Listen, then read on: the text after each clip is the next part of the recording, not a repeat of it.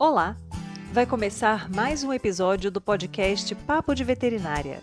Eu sou Thaís Rocha e uma vez por semana eu converso com profissionais da medicina veterinária sobre trajetória e escolhas que moldaram sua carreira.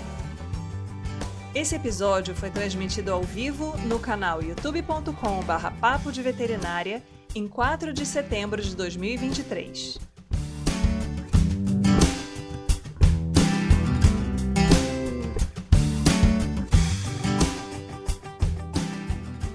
Eu tenho certeza que você já ouviu falar por aí que o cavalo dorme de pé e de olhos abertos, não é mesmo? Nosso convidado de hoje, o Dr. Tiago Marcelo Oliveira, traz à luz diversas informações das suas pesquisas na área de sono dos equinos e nos conta quais são os impactos da privação de sono sobre a saúde e bem-estar desses animais. Quer saber mais? Então vem com a gente! Então seja muito bem-vindo, Tiago. Obrigado, Thaís. Obrigado pela apresentação aí. Vai ser um prazer conversar sobre esses assuntos aí tão interessantes. Sim. Tiago, vamos começar pensando em como você chegou a essa área de estudo. Porque você trabalha com medicina esportiva equina e você tem direcionado cada vez mais para avaliação do sono em cavalos. E a gente Sim. sabe que existe aquela lenda, né? Muita gente acredita que cavalo não deita para dormir, que cavalo só dorme em pé, que a hora que o cavalo deita é porque ele está morrendo, né? Então, como é que você chegou até essa área de trabalho? Olha, Thaís, eu sempre foquei a minha formação nessa área, né, da medicina esportiva, da clínica de equinos, né, e especificamente a parte de medicina esportiva. Eu trabalhei um tempo nas corridas no Jockey Club de São Paulo. Enquanto isso, eu conciliava algumas pesquisas na pós-graduação, né, então a parte de mestrado, doutorado eu fiz enquanto eu estava trabalhando no Jockey. Me chamava muita atenção, dentro da rotina do Jockey, alguns animais que eles acabavam competindo dentro do jockey, mas vindo de outros hipódromos. E animais que vinham de Curitiba, do Rio de Janeiro, né, viajavam durante a noite, chegavam no jockey no sábado de manhã, corria, ganhava a corrida, viajava durante a noite de volta e chegava no domingo no outro local. Então, isso acabava chamando a atenção, né, me chamando a atenção e dos colegas, sobre, o bicho com certeza não descansou, né, durante esse período, né, o transporte deve ter sido puxado, né, são 6, 7, 8 horas de viagem. Então, assim, o cavalo vem aqui e ganha, né, dos cavalos que dormiram aqui, né, que repousam aqui, que estão competindo aqui.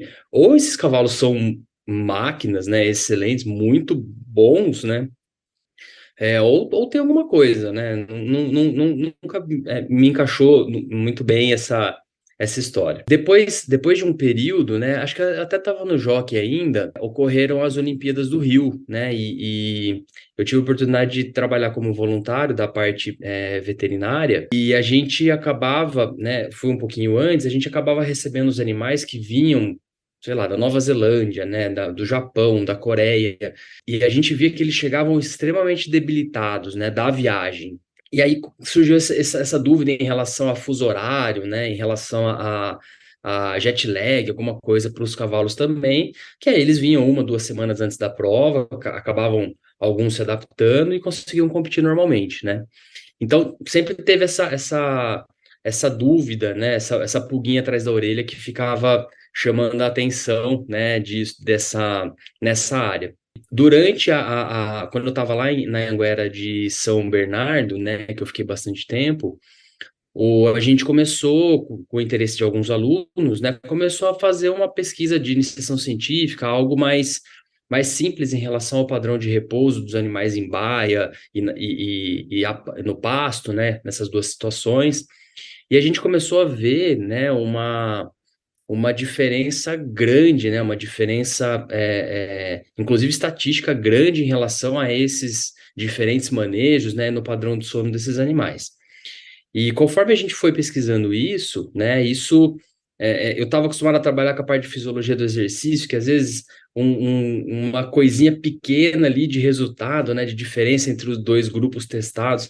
A hora que eu vi os animais ali com uma significância tão grande, né, do impacto da falta de sono nesses animais, eu falei, com certeza isso é algo que vai, vai virar e é algo que eu quero pesquisar porque chama muito atenção, né, não só dos veterinários que trabalham com esse assunto, mas de todo mundo do meio do cavalo, que tem chamado muita atenção e trazido informações bem importantes aplicáveis, né, para o dia a dia do manejo dos cavalos. Um resumo aí que eu acho, fiz agora aqui e acho que foi mais ou menos isso. Então, é bem bacana a gente pensar, porque às vezes, para um aluno de graduação, a pesquisa pode parecer algo muito distante. Então, é uma coisa muito empírica, às vezes a pessoa acha que não é lá muito aplicável à rotina, e é bacana como a sua história ilustra que às vezes um questionamento da rotina, do dia a dia, né, algo muito aplicável, pode trazer uma dúvida que você fala, gente, isso aqui é digno de pesquisa, isso aqui é digno de montar, né, uma metodologia para avaliar melhor esses parâmetros, porque com certeza existe alguma relação entre o padrão de sono, que é algo que também não se fala tanto, né? A Uhum. gente, durante a graduação, estuda algumas características do equino, né? Animal presa na natureza, foi feito para ficar a maior parte do dia pastando, então a gente vê muito questões relacionadas a trato gastrointestinal, por conta da síndrome cólica, mas tem outros aspectos que às vezes ficam meio, né, passam meio batidos ali, e às vezes as pessoas que não são do meio também ficam com aquela ideia muito abstrata do que é natural, bom e interessante para a criação de um cavalo. Então, acho que é bem bacana, né, a gente pensar sobre essa perspectiva também, como às vezes essa vivência do dia a dia fala, não, isso aqui é algo que precisa pesquisar. E eu lembro que, eu acho que foi, acho que há uns 2 anos, que na Bravec teve palestra sobre sono Quando de equino, foi na pandemia 2021, né? A doutora Mônica 2021. Aleman, ela falou sobre acho que casos de privação de sono, né? E alguma coisa Sim. sobre o padrão de sono.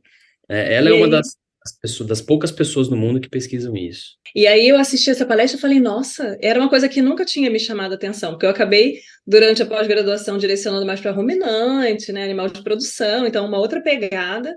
E aí quando eu assisti, eu falei, nossa, palestra sobre sono em cavalo, que diferente, né? E eu acho que tem esses aspectos, né? Dentro da medicina veterinária, tem muitas áreas novas que estão surgindo, né? Novas linhas de pesquisa, novas abordagens, e é bem bacana a gente tentar se manter atualizado com relação a isso, né? E Até é interessante que você colocou, né, dessa abordagem dos alunos de graduação, entra um pouco naquela questão de que não existe dúvida ruim, né? Não existe dúvida besta, que surgiu a ideia da pesquisa numa pergunta de, não, o cavalo dorme, né? O cavalo não dorme, o cavalo tem que dormir para competir melhor, né? Igual o humano, que no humano tem muita pesquisa em relação a isso. Como que será que é no cavalo? E a gente começou a levantar a literatura e verificou que ali, década de 70, 80, tinha alguma descrição, né, do padrão de normalidade, né, do sono do cavalo, então uma coisa já bem antiga, só que tinha uma lacuna, né, na literatura dessas mais antigas para agora, alguma pesquisa da doutora Mônica Aleman, né, um trabalho de 2008 que falava um pouco disso, e aí chamou muita atenção, né? Falou, nossa, mas por que, né, esse espaço todo aí sem a pesquisa desse assunto? E parece que a hora que você começa a pesquisar uma coisa, parece que começa a pipocar, né? Então, nos últimos 2 anos, talvez, né, a gente já vê bastante material surgindo, né, de diversos grupos, né, no mundo, e agora eu sei de pelo menos uns 5 projetos que são linhas de pesquisa relacionadas ao sono do cavalo e que nos próximos 10 anos, com certeza, vai ter um boom, né, em relação a coisas publicadas desse assunto, né? Com certeza isso vai estar em pauta da discussão, né, do uso do cavalo para os esportes equestres, né, da questão da licença social do veterinário atuar, a própria questão do bem-estar como um todo, né, do respeito ao comportamento do cavalo, né, com certeza o sono vai estar dentro desses pilares aí que vão nortear aí o manejo nos próximos anos. E se a gente para pensar nessa questão do surgimento de linhas de pesquisa, às vezes já existia alguma coisa acontecendo em paralelo, só que não havia uma comunicação entre essas pessoas. Então, às vezes, Sim. a lacuna para um é a resposta que o outro já teve, mas já tem uma outra dúvida. Então, é muito importante esse intercâmbio. Só que eu também gostaria que você falasse um pouquinho, porque às vezes, na visão do aluno, né, existe essa coisa da hiperespecialização. Então, a pessoa entra na graduação, já quero ser neurocirurgião de cachorro pug, né? Já quero ser ultra mega especializado nesse nessa, né, porquinha aqui da engrenagem, e a gente sabe que dentro de uma atuação complexa, né, às vezes uma atuação de campo, você como médico veterinário autônomo, como médico veterinário que já trabalhou no jockey, a gente precisa de um repertório de várias áreas diferentes para conseguir, né, se desenvolver dentro da carreira. Então, pensando nesses aspectos, como é que foi para você essa questão, né, da progressão da graduação para residência, para pós-graduação, para atuação jockey? Porque eu acho que fica muito esse questionamento, né? E o aluno com essa preocupação de já achar um nicho específico em que ele vai se encaixar, quando na Sim. prática a gente sempre bate nessa tecla, né? Gente, amplia o repertório, amplia, porque tem que, né, ter uma base bem sólida para depois você poder direcionar melhor. Essa questão de você não fechar as portas para áreas que talvez não sejam muito interessantes para você naquele momento foi fundamental para que eu chegasse a essa área de pesquisa. Eu nunca me imaginei, sempre quis trabalhar com cavalo, mas mesmo assim, durante a graduação, eu passei por várias áreas, né? Eu fiz estágio com suíno, com pequenos, com inspeção, com várias áreas. Com certeza, cada uma dessas áreas ajudou a formar, né, a me formar como profissional. E é interessante porque eu nunca me imaginei, né, eu como clínico de equinos, né, eu nunca me imaginei trabalhando mais com a parte comportamental. Assim como eu nunca imaginei que depois que eu me formasse, o que eu mais ia ter que estudar, o que eu mais estudei até hoje, depois da minha formação, foram as matérias de base, né? Fisiologia, anatomia, própria histologia. Quanto mais a gente se aprofunda nessas matérias de base, eu acho que mais claro ficam os caminhos. E aí você busca uma especialização, não só pelo que você quer, mas até pelas oportunidades que vão aparecendo. E acho que esse objetivo, né, de você ter uma meta, mas que você não se feche a outras possibilidades, eu acho que é fundamental para o aluno, para o profissional conseguir sempre, né, aproveitar essas oportunidades que vão aparecer, né? Quando eu me formei, eu jamais ia imaginar que um dia eu ia estar pesquisando a parte relacionada à sono do cavalo, né? Que eu ia estar aplicando isso a campo, né? Que alguém ia me contratar para cuidar do sono como um pilar do treinamento daquele animal. A gente sabe que tem várias coisas que vão determinar o bom desempenho de um cavalo. Hoje eu tenho com clareza, e as pessoas que eu trabalho também têm essa percepção de que o sono adequado é tão importante quanto o treinamento. O sono adequado é tão importante quanto a nutrição, né? A genética daquele animal. E acho que é isso, né? Os caminhos que foram surgindo, né? Eles quase que por acaso foram me levando a chegar a essa linha de pesquisa, né? E a essa atuação. E é uma coisa que hoje eu não me vejo fazendo outra coisa em relação a essa aplicação, né, dessa questão, dessa análise comportamental do cavalo, né, como um componente importante para o bom desempenho dele e bem-estar daquele animal. E aí você pensa com relação, né, às ferramentas que você precisa para desenvolver esse tipo de trabalho e essa assessoria, entre aspas, né, que você acaba oferecendo para um proprietário de um animal que tem interesse em fazer esse acompanhamento com relação à qualidade do sono. Isso já pode ser estruturado como um serviço oferecido, ou isso vem dentro de um combo, né, que tem vários outros componentes que você também oferece. Como é que é essa questão de mercado para essa área? Já existe um nicho, você acredita? Ou ainda é algo muito incipiente? Eu acho que é algo que está em construção. Hoje eu atuo basicamente três formas. A primeira é em casos pontuais, então eu tenho casos de animais com privação de sono que eles têm colapsos, né? Eles desmaiam, eles têm muitas vezes um pré-diagnóstico aí de narcolepsia, de EPM, de problema de arritmia, né? São os diagnósticos diferenciais, né, da questão da privação do sono, e algumas vezes eu sou chamado para atender esses casos, né, e tentar identificar a causa. O animal desmaia, né? Basicamente o animal desmaia. Muitos casos que já eram animais, às vezes, diagnosticados com narcolepsia, com EPM, com essas outras doenças, faz uma avaliação dele e vê que o animal não dorme, né? E isso não é um cavalo, né, normal, ele vai se deitar pelo menos uma vez por noite, né? No mínimo uma vez por noite, em média ali de 7 a 20 vezes por noite. E ele passa em decúbito lateral, né? Então, deitado de lado, ele passa entre 40 minutos e 1 hora em 24 horas, né? Normalmente no período da noite.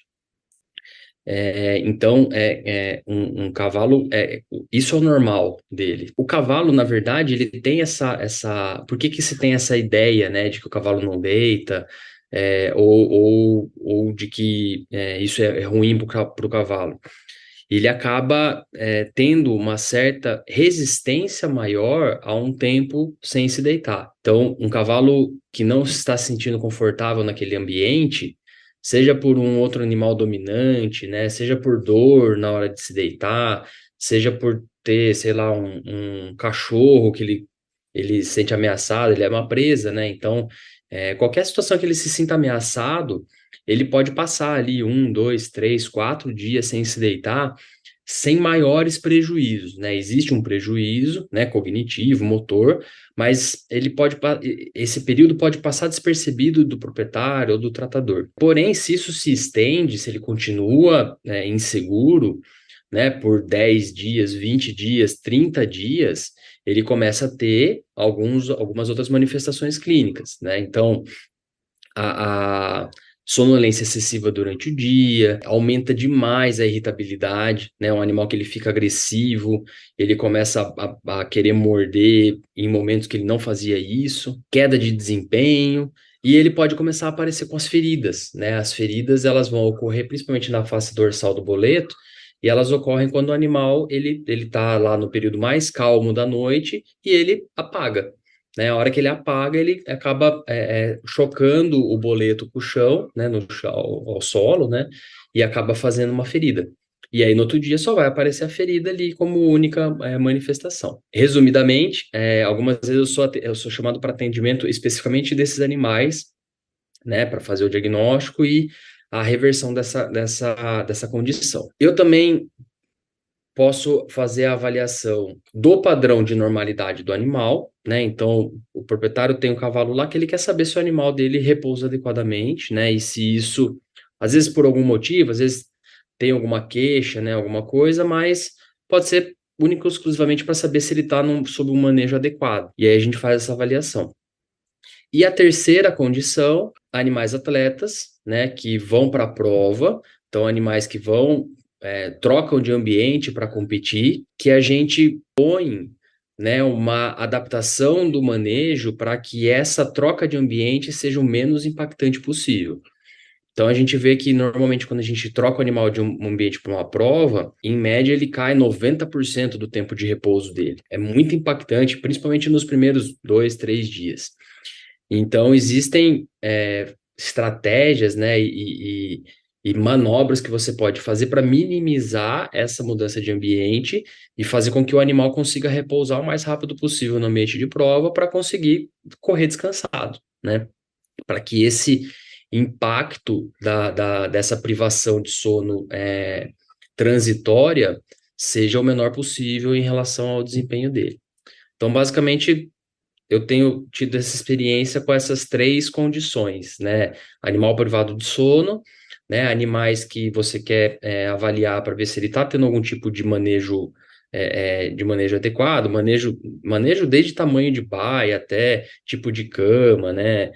Quantidade de trabalho que você realiza com o animal, até esses animais em treinamento, que eu participo da parte do condicionamento físico deles, e quando eles vão para as provas, a gente faz esse ajuste em relação à mudança de ambiente deles. Eu acho que é interessante a gente chamar a atenção também para a questão da necessidade de uma integração entre diferentes áreas, né? Então, você falou, por exemplo, alguns animais eu trabalho no condicionamento físico, também avalio a parte de sono. Então, às vezes, você tem uma equipe multidisciplinar ali, cada um focando numa parte, alguém vê a questão da nutrição desse cavalo atleta, o outro vê o treinamento, o outro vê a parte de sono, e provavelmente esse tipo de pesquisa tem um potencial enorme de crescimento, porque tem várias variáveis que você pode colocar nessa equação aí para ver se interfere ou não.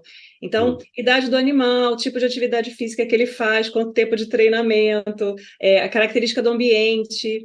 Vocês chegaram a fazer essa avaliação em animais em piquete, assim, também, animais que ficam soltos, ou só em animal encocheirado? A gente fez, o primeiro trabalho que a gente fez, né, ele foi uma comparação entre os animais manejados em baia e piquete. A gente pegou um grupo de animais que estava acostumado aos dois ambientes, né? Então não era, era um animal que ele tinha um manejo em que algumas vezes ele passava a noite no piquete, outras vezes ele era recolhido para a baia. E a gente fez esse comparativo, né? Então a gente gravou os animais em baia, depois esses mesmos animais foram gravados em piquete. O que que a gente viu com esses animais? A gente viu que o período que eles passavam em baia, eles acabavam tendo um maior tempo de decúbito, tanto decúbito external quanto decúbito lateral, do que os animais que estavam, ou melhor, do que quando os animais estavam no piquete. Se eu não me engano, ele passou 15% do tempo deitado em baia, em torno de 7%, né, do tempo deitado nos piquetes. Por que que a gente atribuiu essa condição, né? O que que a gente atribuiu esse resultado? Primeiro que no piquete, um detalhe, né, tem vários poréns, né? O primeiro porém, quando ele ia para o piquete, ele ia sozinho. Então ele saía daquele pavilhão de cocheiras que os animais ficavam e ele ficava sozinho no piquete. Então isso já é um motivo dele ter uma maior insegurança, né? Outro ponto, os animais eles ficavam sujeitos às alterações climáticas. Então, tinha um grupo de animais que, quando chovia, acho que por conta da grama ficar molhada, né, do piquete molhado, eles acabavam não se deitando, né, naquele período.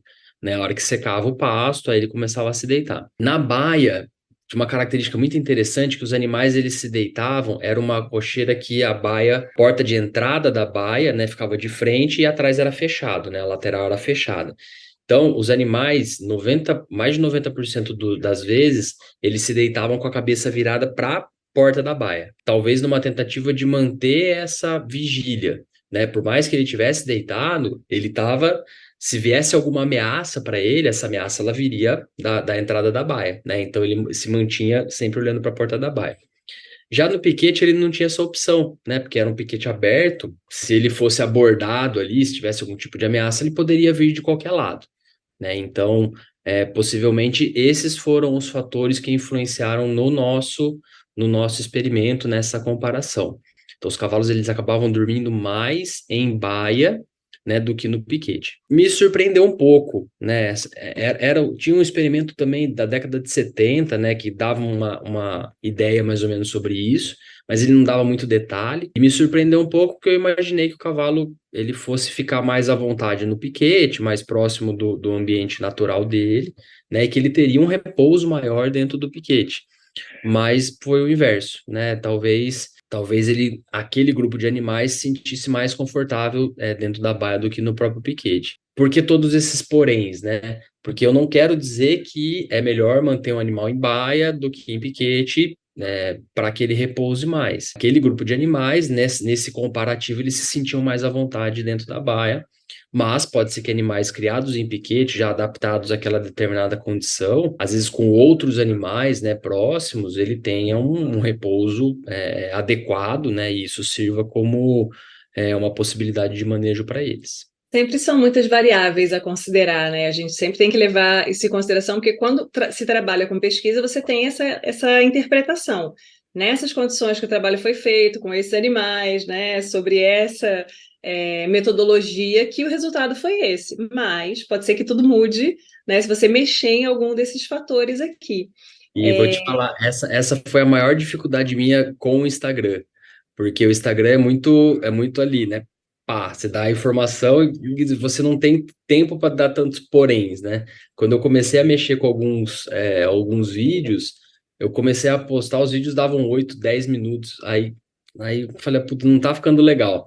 Aí agora eu tento colocar uma informação um pouco mais direta, né, ali mais curta. Disso a gente faz outros posts, né, consegue colocar esses poréns em outra situação, mas mas para um pesquisador falar, resumir a coisa ali, né, e colocar sem muita explicação é mais difícil mesmo. A gente reluta um pouco com isso, né? Porque eu acho que, principalmente, tendo sido professor já também, né? Tendo essa experiência de sala de aula, eu acho que a vivência com o aluno, ela traz muitas percepções de que, olha, às vezes a maneira como eu falo, para mim é super lógico, para mim super faz sentido, mas aquela pessoa vai dar uma interpretação completamente diferente e eu preciso tomar cuidado com como essa informação chega às pessoas.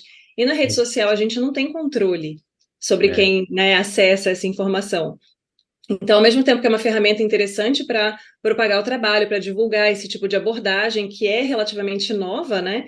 A gente sabe que as pessoas precisariam ter esse critério de falar: nossa, que interessante aqui esse vídeo de 1 minuto, deixa eu pesquisar tá, mais sobre esse assunto. E não tá. é o que acontece muitas vezes, né? Então a gente fica naquela sinuca de bico ali, né? Eu jogo a informação e digo para a pessoa que tem mais a saber sobre esse assunto, e aí ficar nas mãos dela correr atrás disso ou não, né? Porque aí a gente também não pode querer ter todo esse controle, ou eu, né, fico segurando isso para mim, e aí só alguém que, né, seja muito específico da área que vai ter acesso. Então, às vezes é meio complicado esse jogo de forças aí, né? E aí, Thiago, eu tinha te perguntado também, eu tinha, né, feito um comentário sobre a questão de uma equipe multidisciplinar, né, em que é sempre interessante para a gente ter um trabalho, às vezes, mais refinado nesse animal, a gente ter pessoas com especialidades, entre aspas, né, diferentes ali, para compor a melhor forma de abordar. Porque a gente sabe que, às vezes, na visão do proprietário, e o cavalo talvez seja um pouco privilegiado nesse aspecto, quando comparado com o bovino, por exemplo, que o proprietário quer que você faça tudo, né? É tipo o pato, né? Você tem que andar, tem que voar, tem que nadar, e às vezes você não faz lá muito bem todas essas coisas. Às vezes precisa de um investimento um pouco maior aí para essa equipe. Então, você acha que pensando nessa questão, essa integração entre áreas acaba sendo uma coisa um pouco mais empírica, um pouco mais distante da realidade, ou vocês já conseguem trazer isso para né, um número importante aí de proprietários? Que a gente sabe que a indústria do cavalo atleta é uma indústria, né?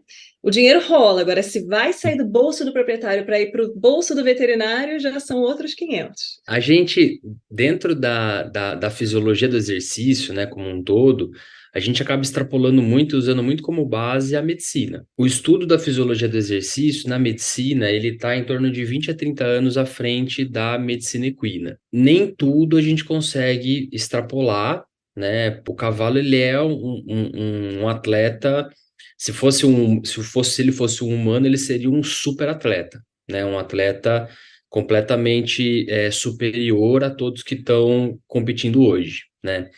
Por capacidade respiratória, capacidade cardiovascular, né, muscular, então por várias questões fisiológicas que a gente pode discutir. No humano, a gente tem de alguns anos para cá, né, até para quem gosta de futebol, né, consegue acompanhar a participação desses setores auxiliares, né, ao técnico.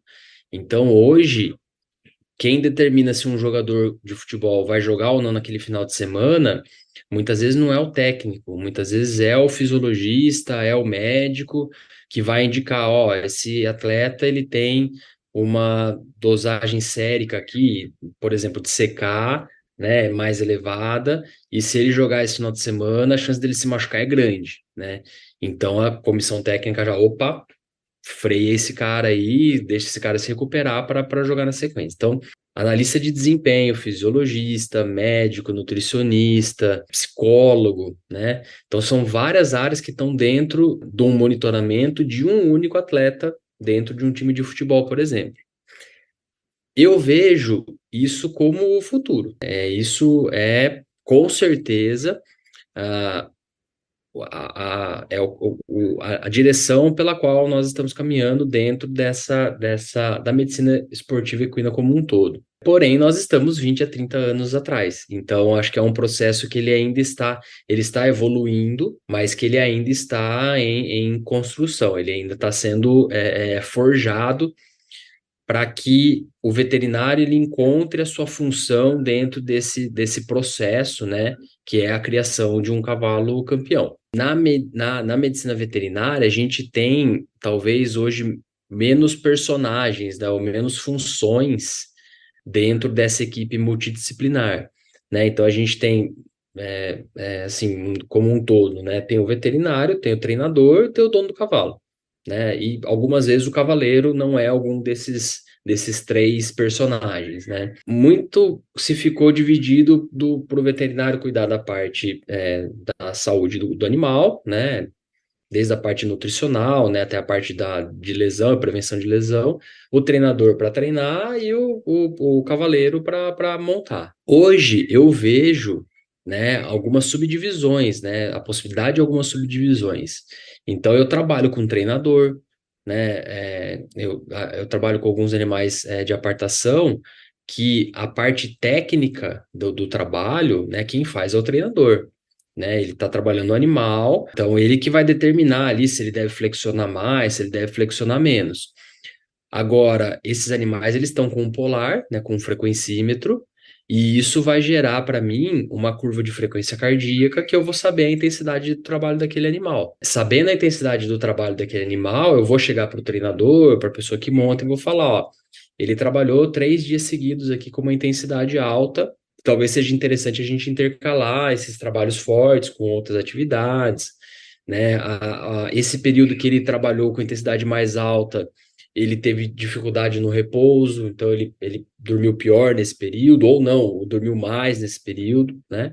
Então, a gente já tem como, com um frequencímetro, né? Que a gente pode ter o de cavalo, né? Mas a gente pode até adaptar o de humano. E com uma câmera na baia, né? Fazer muita coisa, né? A gente pode, fazendo essa avaliação contínua, a gente pode é, chegar muito próximo, ou chegar mais próximo do que é feito com o humano, né, com os atletas humanos. E eu vejo isso acontecendo pouco ainda, né? Eu acho que tem um campo, você estava falando sobre campo de atuação, né? Existe a dificuldade em relação a esse pioneirismo, né? Dessa nova atuação, mas em compensação, a possibilidade de atuação, o campo de atuação é gigantesco, né? É gigantesco em diversas modalidades, né? E hoje, talvez com a internet presente na vida de todos, né? Talvez isso fique até mais fácil de você chegar até o proprietário, né? Dele, às vezes, entender a importância disso, às vezes até antes do treinador, ou às vezes até antes do veterinário clínico daquele animal, né? Então, acho que conforme a gente vai trabalhando com isso e vendo o resultado, a tendência é que isso caminhe para que daqui a 10, 15 anos a gente já esteja mais próximo do que é a medicina, né? A medicina os esportes, né? Os esportes dentro que são praticados pelo homem, né? Então, acho que estamos nesse caminho aí. Acho que é uma área bem, bem promissora aí para quem gosta desse assunto. E aí uma pergunta que eu sempre gosto de fazer, porque eu acho que às vezes a gente demora bastante para conseguir ligar pontos importantes. Então, existem características pessoais que às vezes contribuem para você ter um perfil que se adequa a uma área de trabalho, né? Então, para quem gosta de trabalhar com cavalo atleta, para quem quer trabalhar com cavalo atleta, quais são as características que você acha que são interessantes, ou que talvez você já tenha identificado em você mesmo, assim, fala, pô, isso aqui eu tenho essa habilidade, ou eu gosto desse tipo de rotina, que você acha que são interessantes para essa área específica de atuação? Eu acho que por ser uma atividade em que o papel do veterinário ainda está sendo desenhado, eu acho que talvez tirando assim as características técnicas, né, de que obviamente que se você quiser entrar naquela área, você tem que estudar aquilo, você tem que se dedicar, né, tirando essa parte que muita gente vai fazer, né, do estudo, eu acho que é muito importante essa capacidade esse jogo de cintura, né? De você conseguir gerenciar ali problemas que vão surgir em diversas frentes. Então, você vai ter problema que vai surgir por conta do treinador, por conta do dono do cavalo, por conta de algum colega do dono que viu o animal sendo trabalhado desse jeito, vai falar outra coisa. Então, são pessoas com níveis de formação, né, e de educação, né, completamente diferentes. Então, acho que uma característica muito boa é você conseguir transitar nessas diversas esferas, né, de uma maneira harmoniosa. Óbvio que a pessoa, muita gente vai emperrar com você, vai querer, né, arrumar confusão com você, né, independente do que você faça. Mas eu acho que a gente conseguir ter esse jogo de cintura, né, essa resiliência, né, essa capacidade de conseguir, né, apontar todo mundo, os esforços todos para o mesmo objetivo, eu acho que é uma característica bem importante para quem quer trabalhar com isso. É sempre um ponto comum, assim, esses aspectos relacionais, né? Em como é importante a gente conseguir se comunicar bem, se relacionar bem com diferentes esferas e manter as relações também. Porque às vezes aquele colega da graduação lá que você, né, que era seu amigo, pode se tornar também um apoio na vida profissional, porque a gente sabe que na faculdade de veterinária você tem uma gama gigantesca de áreas de atuação, às vezes cada colega seu vai trabalhar numa área completamente diferente. E aí as conversas vão ser mais a troca da curiosidade, né? Tipo, você sabe essa particularidade aqui do iguana que o seu amigo lá trabalha? E a gente percebe que às vezes existe uma dificuldade grande nas pessoas darem o devido valor à postura, né? Sim. A ser respeitoso, a saber escutar e a conseguir se relacionar bem em diferentes esferas. Então, acho que é uma questão bem interessante da gente chamar a atenção, porque às vezes a pessoa fica focada no conteúdo técnico. Então, eu preciso aprender, eu preciso estudar. Se eu souber isso aqui, eu vou saber aplicar e está tudo certo. E, na verdade, é todo um conjunto de peças ali que precisam estar, né, funcionando de forma coordenada e sincrônica para que a gente possa se desenvolver bem. Às vezes, você é excelente tecnicamente, mas você não consegue se relacionar bem, você não tem um bom círculo e o próprio meio vai te expulsando, né? Então, eu acho que é bem bacana chamar atenção para essas questões também. E tem aquela coisa do mundo dá voltas, né? Você acaba, depois de um bom tempo, às vezes encontrando outras pessoas. Eu acho que um bom exemplo é a gente, né? Que eu fiz estágio, acho que em 2007, talvez, né? Todo ano! Falou, Vão saber que eu tô velha! coloca um pi. Eu fui fazer estágio na Unesp Jaboticabal, né? E a Thaís era residente. E a gente ficou, acho que talvez, não sei se todo esse tempo sem se falar, mas talvez uma vez ou outra, mas recentemente, aí, depois de tantos anos, né, a gente voltou a se falar e é muito comum isso, né? Você pega. Às vezes a gente nem lembra, né, do período em contato, você está conversando com a pessoa e fala, nossa, mas eu tava lá nesse período, tal, com certeza a gente se falou, né? Com certeza a gente teve relação nessa época, né? E isso é muito legal, né? É legal quando dá certo, né? É legal quando você olha, conversa com a pessoa, tal, mas por isso que é importante tentar nunca fechar nenhuma porta, né? Tentar sair, passar pelos lugares, deixando uma boa impressão porque com certeza você vai reencontrar essa pessoa em algum momento essa boa relação vai fazer a diferença. Exatamente. E os eventos acadêmicos acabam sendo uma oportunidade interessante, né, de reconectar com pessoas. Então, às vezes acontece da pessoa que era estagiário na época que você era residente, ou, né, em outras relações aí, você olhar e falar, nossa, essa pessoa aqui, uau, o que será que está fazendo, né? E você troca uma ideia. Então, é bem importante essa troca.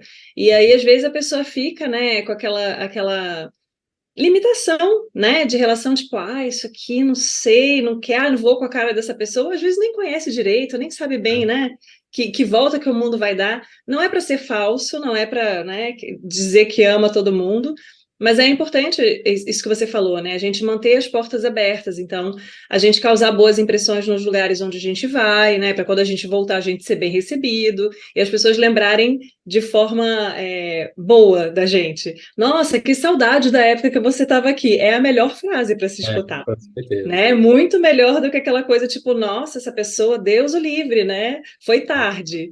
Então a gente precisa ter zelo, né, por esses tipos de relação. Tiago, temos perguntas. Helena comentou que o sono equino, teoricamente, está na clínica, mas ela nunca viu nada sendo abordado nessa disciplina específica. Ela Hum. pergunta se você acredita que esse tópico específico vai ser sempre abordado em conjunto com a fisiologia do exercício. Na graduação, eu acredito que, eu não sei, Thaís, você pode até me corrigir, mas eu acredito que talvez são poucas as disciplinas que envolvem esse assunto, e acho que é algo muito mais dependente do professor colocar como algo, não, tem isso aqui e tal, é interessante, do que como uma matriz curricular, né? Eu acho que mesmo nas disciplinas de comportamento, né, comportamento e bem-estar, a parte do sono, ela é um detalhe, né, é um rodapé. Até os livros de comportamento equino, né, ou de bem-estar equino, o sono, acho que tem um ou dois que sonam um capítulo, né, e mesmo assim é um capítulo em 15. Então é um ponto bem, ainda pouco explorado. O que que eu acho que vai começar a acontecer? Esse assunto ele vai começar a entrar em diversas, não vai ter uma disciplina sobre sono, mas vai ter a participação desse tópico em diversos momentos, como por exemplo numa aula de doenças do sistema neurológico, né? Eu acho que hoje é muito importante para para as lesões que causam colapso ou incoordenação, você fazer o diagnóstico diferencial de um animal que está sendo privado de sono. A disciplina de comportamento, com certeza, e as disciplinas de clínica. Eu acho que a gente ainda vai descobrir muita relação, né, de doenças, né, tanto da clínica quanto da cirurgia, com o fato do animal estar sendo privado de sono ou não. Vou dar um exemplo aqui. Tem um animal que a gente atendia que ele foi lá para a USP para operar. A gente hoje, pelo projeto, todas as baias estão monitoradas, né? Então a gente consegue avaliar esses animais, né, 24 horas por conta do projeto. E esse animal ele foi para operar uma hemiplegia. Ele tinha um ruído, né, respiratório, e ele foi para operar a hemiplegia. E a gente identificou que esse animal, durante a noite, ele não deitava, né? Então ele estava numa condição de privação do sono, mas estava sendo hospitalizado, né? Então era esperado uma certa restrição. Só que ele apoiava o pescoço na porta da baia e dormia na porta da baia. Só que ele apagava, ele entrava em sono REM, ele em sono profundo. Então ele tinha umas quedas horríveis, né? E batendo o pescoço na porta da baia. Que a gente fez? A gente correlacionou, né? Por que que o animal provavelmente ele estava apresentando a hemiplegia? Por conta da lesão no pescoço, né? Que é trajeto do nervo laringeu recorrente, que está associado com a movimentação das aritenoides. Então, um animal que ele foi para operar de um problema respiratório, na verdade, a causa ou a origem do problema respiratório que ele estava tendo, possivelmente era por conta desse trauma que ele estava tendo no pescoço. Então, acho que vai entrar como algo complementar, assim, às outras disciplinas, né? E quanto mais a gente avança nesses estudos, né, dos efeitos do sono dentro do cavalo como um todo, né, mais a gente vê que tem influência em vários sistemas, né? Locomotor, né? A parte respiratória, com certeza, ela é influenciada. É porque se a gente para pensar, na clínica a gente recebe muitos animais que têm o histórico obscuro, né? Aquela coisa, colocou ele na baia ontem, estava tudo bem, tudo normal, aí amanheceu mancando, amanheceu com uma lesão que ninguém sabe o que aconteceu, deve ter sido algum acidente durante a noite, mas se a baia não é monitorada, realmente não tem muito como saber, né? O evento específico que levou aquela ocorrência. E aí eu acho que é bem bacana a gente pensar nessa questão dos diagnósticos diferenciais, porque realmente é um assunto que está em evidência agora, né, que vem aumentando cada vez mais esse olhar para o sono do cavalo, e aí a gente precisa começar a introduzir isso, às vezes dentro de diagnósticos que a gente habitualmente não pensava nessa possibilidade como algo a ser considerado, né? Então, acho que essa história da hemiplegia que você contou também é bem bacana, porque a gente sempre recebe casos desafiadores, né? Em que às vezes você fica naquela situação, tipo, nossa, mas da onde veio isso? Né? O que aconteceu? E com A certeza, né? Muitas vezes a gente não pensa no sono. própria hemiplegia, né, em 90% dos casos, a gente não chega a uma causa. né? Você tem o diagnóstico da hemiplegia, mas quais são as causas de hemiplegia? Injeção perivascular, a própria EPM, né? Mas você não chega naquele caso, né, naquele animal, não chega no diagnóstico especificamente. Então, acho que é muito importante você fazer essa avaliação, porque a privação de sono ela gera um estado de estresse, né? Que com certeza vai refletir em outros problemas. Vai ser um animal que vai ter um pós-operatório mais trabalhoso, a ferida cirúrgica é a ferida cirúrgica que vai dar problema, é o animal que vai desenvolver uma flebite, né? É o animal que se toma um corticoide é o que vai ter laminite. Então, são todos esses. Às vezes a gente fala, pô, tudo acontece com aquele cavalo, né? Esse cavalo tem alguma coisa que tudo de ruim acontece com ele. Por que que isso? Não todas as causas do mundo vão ser por conta disso, mas que a privação do sono ela pode estar envolvida, né, em vários desses processos. Você já comentou um pouquinho sobre alguns aspectos, assim, mas de uma maneira estruturada, né? Quais são as situações que você já vivenciou, que você já consegue correlacionar de maneira direta? Olha, nessas configurações aqui de doença, de manifestação no cavalo, olhar o sono é um fator importante. Uma coisa que eu tenho correlacionado muito, né, com essas situações e que basicamente está sempre presente nos casos em que tem algum tipo de prejuízo, a questão do humor, né? Um cavalo privado de sono, ele fica extremamente irritado, né? Ele fica muito mal-humorado, ele fica mais agressivo, ele briga com todo mundo, briga com outro cavalo, briga com você, fica tentando te morder. Lógico que não dá para você saber o que começou primeiro, né? Se é um animal que tem um grau de estresse maior, né? Seja lá por qual motivo, e aí por conta disso ele se sente inseguro e se deita menos, né? Ele se deitar menos, né? Ou a privação dele vai gerar uma maior irritação, que vai fazer com que ele se deite menos ainda, e assim por diante. Isso pode começar por alguma situação, né, mais pontual, né? Então, um exemplo, um animal, ele viu um dia da cocheira dele, ele viu sei lá, uma onça passando ali no mato. Ele sabe que tem uma onça ali no mato. Então, o fato dele saber que tem uma onça ali no mato, que ele passou ali, vai gerar essa insegurança, e essa insegurança vai gerar esse tipo de problema. Então, às vezes, é um episódio pontual, né, que vai levar a essa condição. Isso além dessa irritação, né, além dessa maior irritabilidade, né, talvez uma das coisas que seja interessante também é é classificado como sonolência excessiva, né?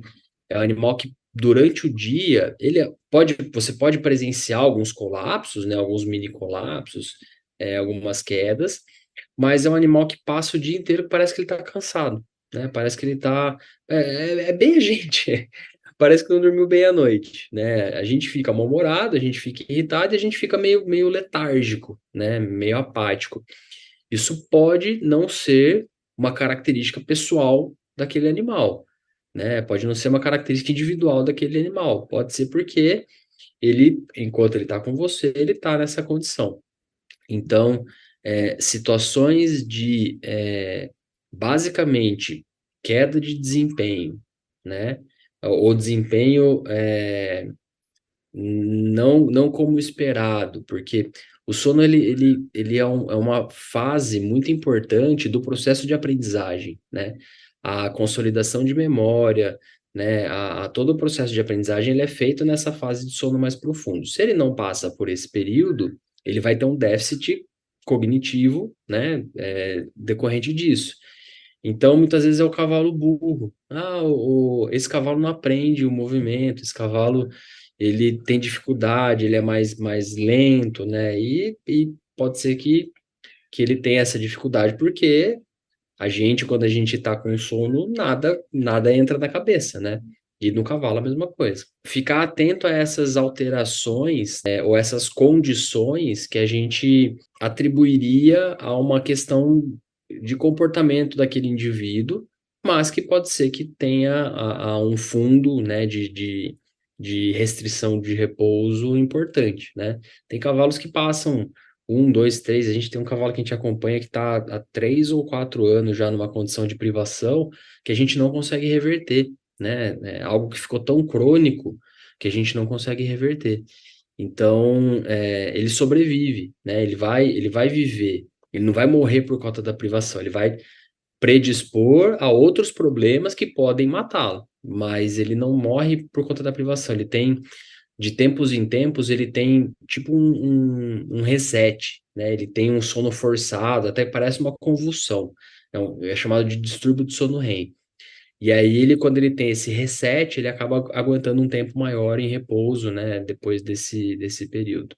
Eu fico sempre refletindo muito, né? Por que que antigamente existia uma distância tão grande entre as percepções que a gente tinha com relação ao que é importante para o animal e o que a gente sabe que é importante para pessoas há muito tempo? Porque você Uhum, fazendo esse paralelo, eu fiquei pensando, eu falei, gente, o professor no final do semestre é a uhum. pessoa com privação de sono, estressada, quer matar a primeira pessoa, se não trouxer a xícara de café, acabou o mundo, né? E a gente demorou muito tempo para começar a fazer essa ligação. Nossa, se eu, com privação de sono, fico mal-humorada, insuportável, o que que será que acontece com o cavalo, com a vaca, com o porco, com o cachorro, né? Então, são questões que eu acho que teoricamente seria tão natural a gente fazer essa correlação, só que a gente demorou muito para chegar nesse ponto, né? Exato. E aí temos mais uma pergunta: se existe alguma forma objetiva de avaliar a qualidade do sono sem que tenha interferência desses fatores subjetivos? Tem algo que seja quantificável? Ou é sempre uma questão de você filmar a noite do animal, né, e ver quantas vezes ele deita, quanto tempo ele fica deitado? Essa é uma forma objetiva, né? Talvez seja a forma mais objetiva e menos invasiva. Por quê? Como que se determina qual o padrão de sono daquele animal, né? Ou a fase do sono que aquele animal tá, animal, pessoa, qualquer coisa. Fazendo uma avaliação da atividade elétrica encefálica, né? Então, fazendo uma polissonografia com um eletroencefalograma. Porém, para quem já fez, né, essa avaliação, sabe que ela é um tanto quanto incômoda, né, para a pessoa. Então, colocam-se vários eletrodos, né, você tem que dormir numa condição, às vezes, que você não está acostumado, e aí você sabe quantas vezes você passa por aquelas fases do sono, né, de maneira bem objetiva, porque você tem ali as alterações cerebrais que são as alterações na atividade elétrica cerebral, que é de cada fase do sono, né? No cavalo, existe uma correlação forte do tempo em que ele passa em decúbito com essas fases do sono. Por quê? Ele não vai se deitar muitas vezes, né, ou na maioria das vezes, ele vai se deitar para dormir, né? Porque imagina que ele é uma presa na natureza e que esse momento em que ele está deitado, ele se vê vulnerável. Então ele vai fazer de tudo para que não se sinta vulnerável na maior parte do tempo. Então, o decúbito lateral, que é quando você tem a fase mais profunda do sono e de atonia muscular, está bem relacionado com o tempo de sono REM, né? Que é o sono mais profundo em que você tem essa atonia muscular. Então, a gente consegue hoje, com a filmagem do animal em baia, duas coisas importantes: fazer essa correlação com a fase do sono em que o animal está, né? E fazer isso de forma não presencial, né? Porque se você para na porta da baia do seu cavalo e fica olhando para ele, dificilmente ele vai deitar e vai dormir. Ele não te vê como alguém que vai protegê-lo, né? E que ele pode descansar tranquilo enquanto você está ali. Ele vai te ver como uma distração, né? Ele pode te ver como uma ameaça, né? Ele pode te ver como algo que algo vai acontecer, né? E ele não pode dormir naquele momento. Então, por isso que a câmera na baia, né, tem sido o método de eleição para a gente conseguir avaliar, né, se aquele animal está deitando de forma adequada ou não.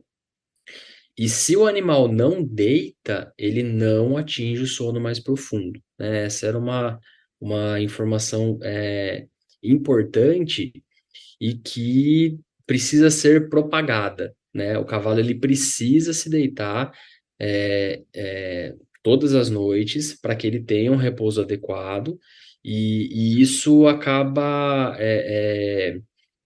muitas vezes refletindo, se ele não se deita, né, acaba refletindo no dia a dia do animal. Né? É muito importante que o animal se deite todas as noites. Se ele não está deitando todas as noites, investigue que tem algo diferente acontecendo. E esse deitar tem que ser em decúbito lateral. Se ficar em É, external, não vale o, o mesmo tanto. o decúbito lateral, ele é mais eficiente porque imagina que você nessa fase, né, elas são fases curtas, né? A fase de sono REM, ela vai durar de 3 a 5 minutos, né? E aí ele faz várias vezes, que aí chega naquele 40 minutos a 1 hora. Se ele tá, é possível que ele chegue no sono REM em decúbito external. Mas imagina que em external, a hora que ele apoia o focinho no chão, a cabeça dele acaba tombando, diferente do ruminante, por exemplo, né, que ele consegue se aconchegar ali e travar nessa posição. Imagina que a hora que ele deita, ele vai desligar a musculatura, né? E a hora que ele desliga a musculatura, se ele está em external, normalmente a cabeça dele acaba pendendo para algum dos lados, né? Então, eu tenho alguns vídeos, né, de animais que não por insegurança ali, acabam não entrando em lateral, e ele acaba deitando assim, ele fica assim, ó, tipo aquele cara pescando, sabe? E esse sono, a gente não tem ainda parâmetros para avaliar qualidade de sono, né, em cavalo. A gente é mais quantitativo, né? Mas esse sono que ele tá apoiado na cabeça e fica caindo, né? Aparentemente é menos adequado do que o sono que ele deita de lado e apaga completamente ali por 5, às vezes até estende um pouco mais esse tempo de repouso. Então, o cavalo precisa deitar em lateral para atingir o sono REM, é recomendado que ele deite, mas ele pode atingir normal, assim, se depender, se ele tiver em condições ideais, sim, ele vai deitar em lateral para atingir o sono REM. E aí, para uma pessoa leiga, né? Quais são os sinais de que o animal pode estar com esse sono inadequado? O bocejo é um deles? O animal fica bocejando? Porque às vezes no equino a gente correlaciona bocejo até com úlcera gástrica, né? São Então, outros. essa questão comportamental, às vezes a gente quer fazer uma correlação direta com o ser humano. Nossa, tô com sono, vou ficar aqui bocejando. No cavalo acontece dessa mesma forma? No cavalo, o bocejo, eu não conheço nenhum tipo de trabalho que consiga correlacionar especificamente o bocejo com a falta de sono, né? Uma característica interessante, né, que não é muito discutida, que a gente identificou nos animais privados de sono, é um alongamento, né? O animal, imagina que ele está ali no apoio quadrupedal, né? Ele, sabe o cavalo com laminite que joga o peso para os pélvicos, né? Só que ele joga o peso para os pélvicos e estica, como tipo um gato, né? Se espreguiçando, e ele pega e volta. A gente identificou esse tipo de comportamento, né, em quase 100% dos animais que estavam sendo privados de sono, né? O animal ele acabava fazendo ali uma, duas, três vezes durante o dia e durante a noite esse alongamento. Eu já vi também esse alongamento relacionado a situações de relaxamento muito intenso. Então, algumas atividades fisioterápicas, né, de campo eletromagnético, alguma coisa que gere um relaxamento bastante intenso, eu já vi os animais fazendo essa posição. Eu gostaria de estudar o sono desses animais, né? O animal apresentou alongamento, avalia, porque particularmente, eu vejo isso muito relacionado com a privação do sono. Pode ser que tenha relação com outras coisas, mas se o animal apresenta isso, é uma coisa que eu vou avaliar, é a qualidade de sono daquele animal. Interessante. E esse alongamento ele faz mesmo na presença de pessoas, assim, durante o dia na baia, ou mais quando ele está restrito lá, naquele momento que não tem ninguém olhando? Mais presente nos momentos de maior relaxamento, né, ou de maior tranquilidade, né, que normalmente vai ocorrer durante o período noturno, mas a gente já identificou durante o dia mesmo, o animal às vezes está um pouco ocioso em baile, pega e faz como se ele estivesse esticando, assim, né, parece um gato espreguiçando mesmo, né, a gente viu isso muito em animais que a gente já sabia que estava sendo privado, em animais que a gente mudou de ambiente. Então, a gente mudou eles para um hospital, por exemplo, ele ficou ali 3, 4 dias sem se deitar, no quarto dia ele começa com aquele comportamento. E eram animais que a gente tinha o controle deles. Esses animais, quando eles estavam dormindo bem, eles não faziam isso, né?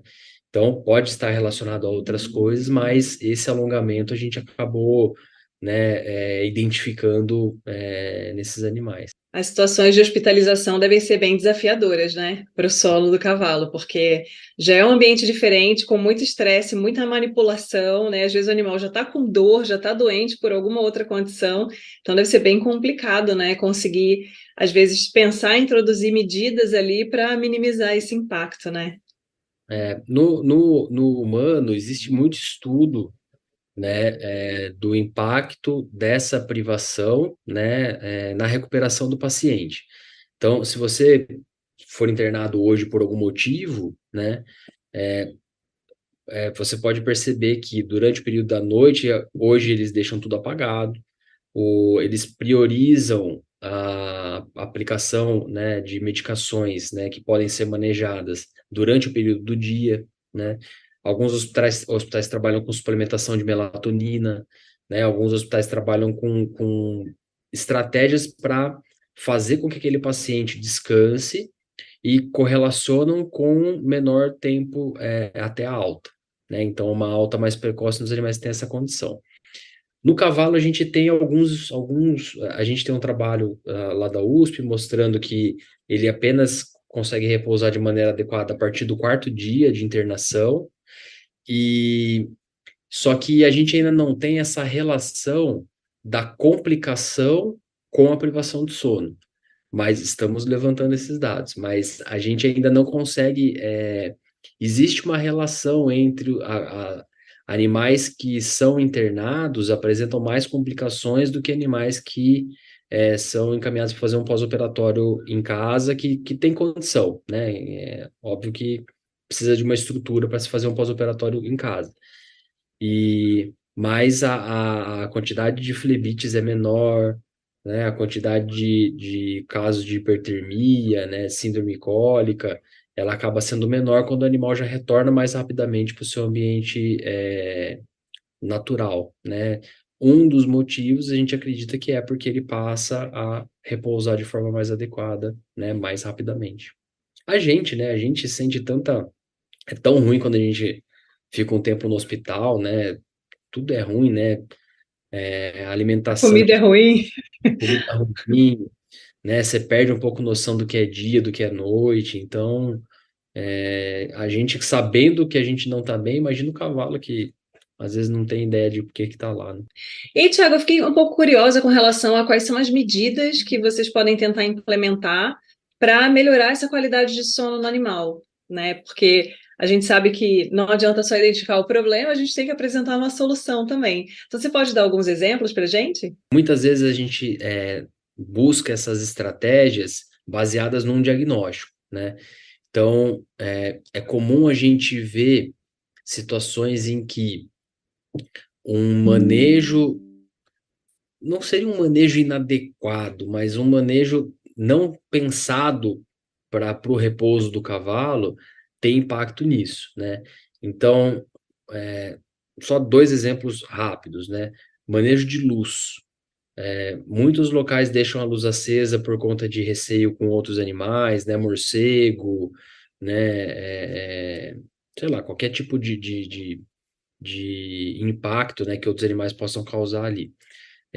Tem trabalho já mostrando que o impacto da luz, né, durante o período da noite, né, é grande em relação ao tempo de repouso dos cavalos, né? Quanto mais escuro, maior tempo no escuro ali, melhor ou maior vai ser o tempo em que ele passa em decúbito, consequentemente, maior vai ser o tempo dele relaxar. Então, tem situações às vezes que a gente pega, além de deixar aceso de maneira proposital, né, a gente vê às vezes em hípica, ah, tem uma ronda de um segurança que todo dia passa lá 3 da manhã, passa na baia, acende a luz, fica 10 minutos acesa e vai embora, né? Você vê que o animal nesse período, às vezes ele já fica esperando essa intervenção, né? E alguns animais eles são impactados por conta dessa visita noturna. E outro comportamento que é interessante, né, que também é muito comum em hípica, é a distribuição da cama na baia, né? Muitas vezes a cama ela fica distribuída toda para o canto, né? Fazendo algo mais elevado, né? E o centro da baia fica com uma cama ralinha. Onde que o animal vai deitar? Né? O animal vai deitar onde tem a cama mais fofa, né? Já tem trabalho também que correlaciona essa altura de cama com o tempo de repouso. Porém, se ele deita próximo à parede, né, com a cama mais fofa, dificilmente ele consegue entrar em decúbito lateral, né, que seria o decúbito mais adequado. Então ele tem uma certa restrição porque ele acaba escolhendo o local errado para se deitar, né, durante a noite na baia. Então o manejo para esses animais ele pode ser simples, é você colocar, né, uma distribuição mais uniforme de cama naquela baia, né, para fazer os animais deitarem num local em que ele consiga entrar em lateral. Então, a estratégia ela é muito dependente do diagnóstico que a gente faz, né? Da avaliação do padrão, né, de repouso daquele animal, né, para que a gente consiga, depois desse diagnóstico, traçar uma estratégia específica para aquele animal. Então, não tem receita de bolo, né? Cada indivíduo, né, é um dos objetivos do trabalho, a individualização, né, da abordagem.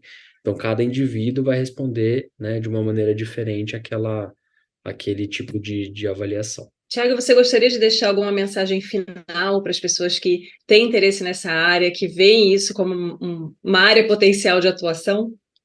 É tudo muito novo, né? É uma área que desperta muita curiosidade, né? Eu queria me colocar à disposição, né? Tem uma página, né, do Instagram que eu estou recebendo bastante interação em relação a esse assunto de profissionais veterinários, treinadores, né? Colegas, donos de cavalo, amantes do cavalo, né? De uma maneira geral. E para mim, quanto maior for a interação, né? Mais a gente vai crescer nessa área. Porque muitas das coisas que você perguntou aqui, Thaís, muitas das coisas das respostas que eu dei, elas têm uma limitação em relação a volume, né, de informação. Se você fizer uma revisão agora rápida sobre cavalo e sono, você não vai encontrar muita coisa, né? Talvez daqui a alguns anos encontre mais, mas quanto mais gente tiver interesse nesse assunto, quanto mais gente estiver pesquisando isso, implementando isso na sua rotina, né, vendo melhora no manejo dos seus animais, né, ou no desempenho e no comportamento desses animais, após a implementação desses cuidados, né? Quanto mais a gente tiver envolvido nisso, né? Para mim, melhor. Vai gerar mais informação, eu vou conseguir aplicar isso melhor para os animais que eu trabalho. Então, me coloco à disposição para que qualquer dúvida, qualquer percepção, qualquer experiência diferente da que eu disse aqui, né? Tudo isso vai agregar, né? E vai ser importante para a gente construir esse conhecimento em conjunto. Com certeza. Depois a gente coloca o endereço da sua página no link de descrição do vídeo. A gente sempre costuma deixar disponível o contato, né, do pessoal que conversa aqui comigo, porque eu acho que é uma fonte de interação importante, né? Às vezes, provavelmente tem muita gente que já conhecia o seu trabalho, mas alguns outros pode ser que não conheçam, e aí a gente deixa esse canal de comunicação. Tiago, muito obrigada pela sua participação, foi maravilhoso. Eu já vi vários vídeos da sua página do Instagram trazendo exemplos de questões que você trouxe aqui, então é bem bacana acompanhar o seu trabalho, esse recorte, né? Porque o seu trabalho com certeza é muito mais amplo do que isso, mas eu queria agradecer muito por você aceitar o convite. Este foi o Papo de Veterinária. Obrigada por ficar conosco até aqui. E não esqueça de compartilhar com seus colegas que também gostariam de saber mais sobre a profissão. Toda quarta-feira temos vídeos novos no youtube.com/papo de veterinária. E às segundas-feiras estarei aqui com vocês para mais um episódio. Até lá!